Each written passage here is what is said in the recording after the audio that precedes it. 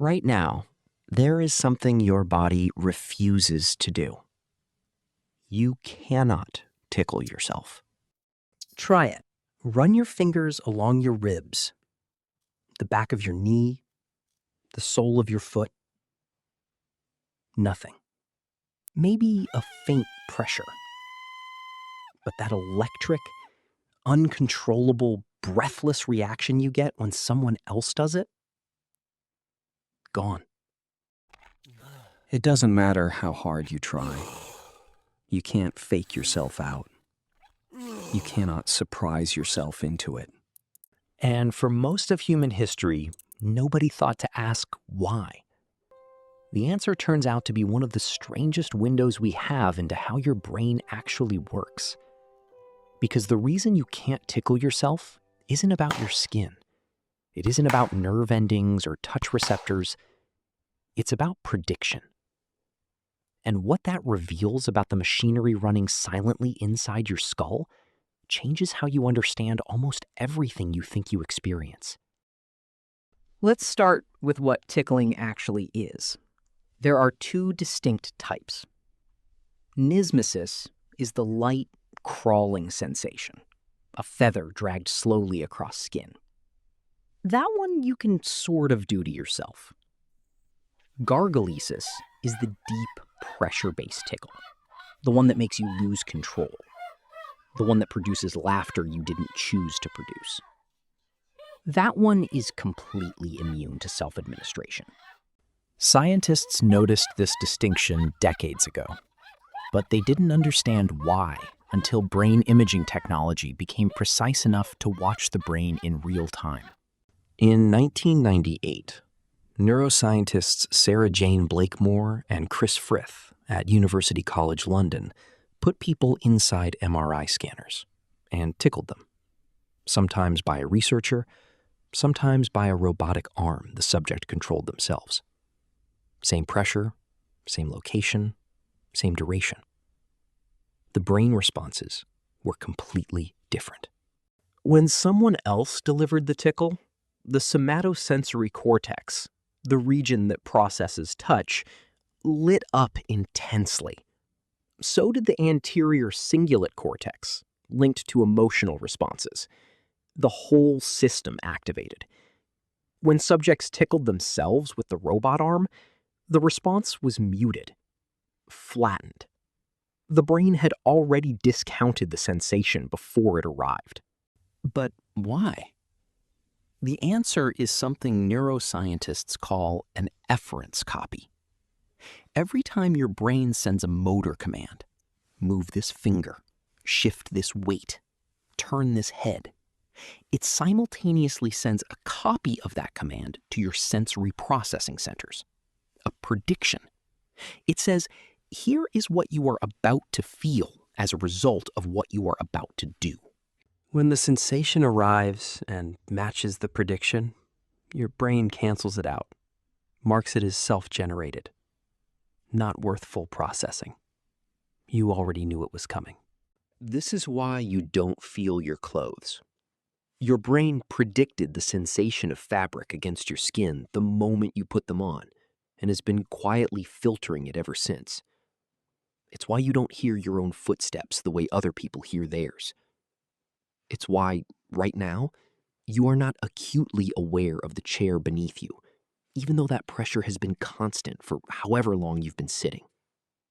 Your brain is permanently, silently, canceling out the world you produce yourself.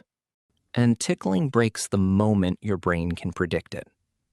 Blakemore and Frith tested this directly. They added a time delay to the robotic arm.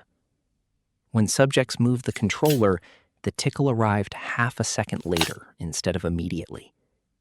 Half a second was enough. The efference copy prediction and the actual sensation no longer matched. The brain couldn't cancel it. People started feeling it again. The longer the delay, the more it felt like someone else was doing it. At 300 milliseconds of lag, subjects rated the sensation noticeably more ticklish. At 500 milliseconds, close to fully ticklish. The body hadn't changed. The touch hadn't changed. Only the timing had. And that was enough to make the brain treat its own output as something foreign. You are only ticklish to yourself when you can trick your brain into thinking it isn't you. But here's what's fascinating. This mechanism, the efference copy system, isn't just about tickling. It's running across virtually every sensation you have, every moment of the day. It's why your voice sounds wrong in recordings. The voice inside your head is partially generated by your own motor commands as you speak. Your brain predicts how it will sound and adjusts your perception accordingly. When you hear a recording, that prediction is gone. What's left is just the raw acoustic signal, unfiltered. That is how you actually sound. The version you've heard your whole life is partly a fabrication. It's why schizophrenia researchers have spent decades studying this exact system.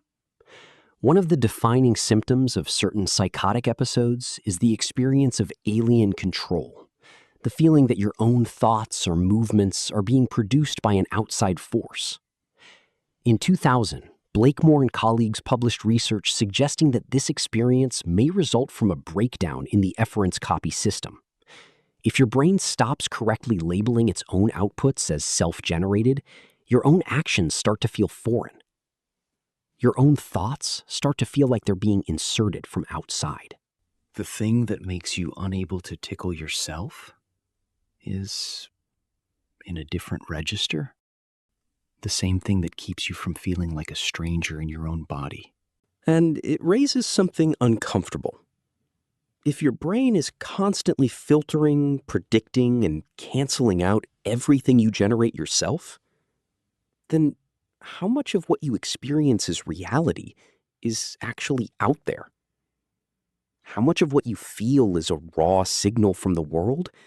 And how much is your brain comparing incoming data against its own running predictions and only passing through the parts that don't match what it already expected? The current scientific consensus leans toward an answer that is genuinely strange.